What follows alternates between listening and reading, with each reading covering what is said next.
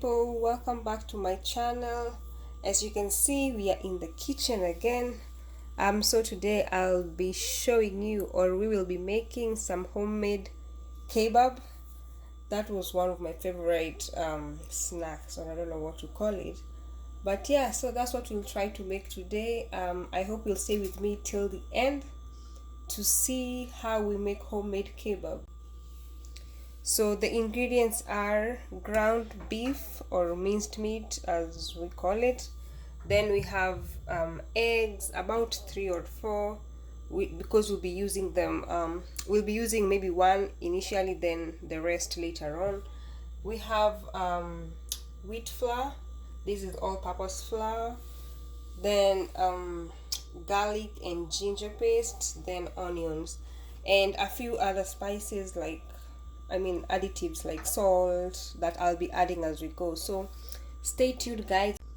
So onto our minced meat, we'll add our onions, as much as you want. Of course, proportionally to your amount of meat. Then I have garlic and ginger. Just add all of it. Then I feel like I like ginger, so I'll add a bit of ground ginger. Ground ginger, but the spice, not the fresh herb one. Then a bit of my curry powder, paprika, and then of course, last but not least, salt. A generous amount, not too much and not too little. Sisi ni watu wa kupima na macho, so yeah, you just eyeball. Oh no. Okay, I'll use my hands. The next thing that I'll be adding here is cilantro, or better known as dania. But I want to mix this first because I don't want to mix the dania so much in here. So I'll add that towards the end when everything seems properly mixed.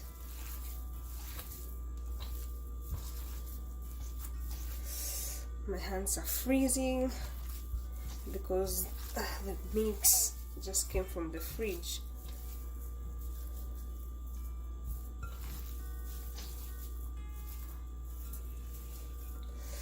So as you mix, you probably realize that maybe you need to add a bit more onions if you like onions, or I don't know. Of course, you can't taste raw meat. Depending on where you're from, you can. Personally, I can't, but I just probably hope that my amount of spices were enough. Oh my god, this thing is so cold.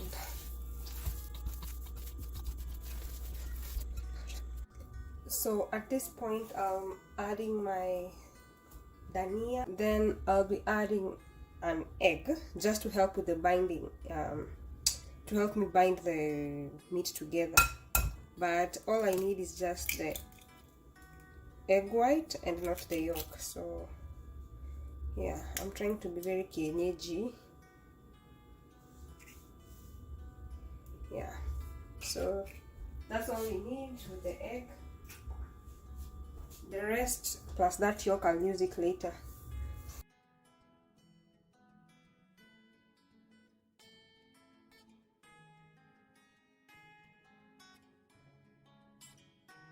So the next step will be rolling this into kebab shapes, or stick shaped, I don't know.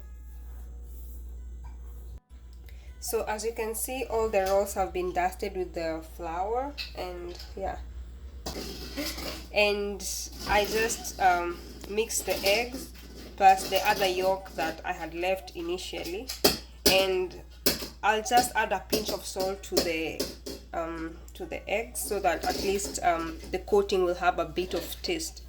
So yeah, the next step is a very quick step, just dipping this into the egg and deep frying it. Then that's it. So let's go.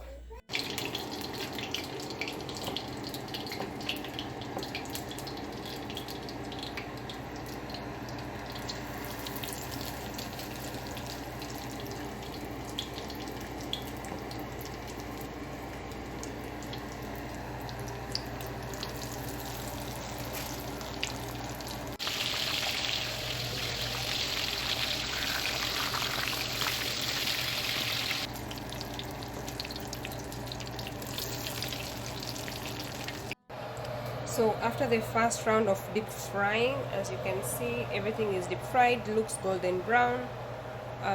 The next step will be putting them back into the egg wash, or the egg, and dipping it in back to the cooking oil.